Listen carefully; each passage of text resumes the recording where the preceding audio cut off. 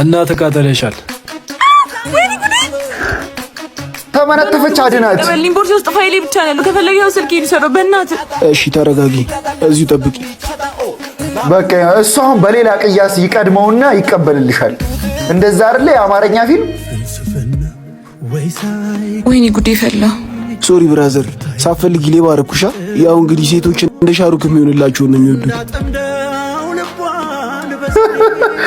ልታማልላ ፈልገን ያሰረካት። በጣም አመሰግናለሁ። እንደዚህ ማሮቼልሽ በነፃ አይመጡም። ስልክሽን ስንት ልስጥህ? ከሳምሽኝ ይበቃኛል። ፋራ ቁጥሯን አትቀበልም?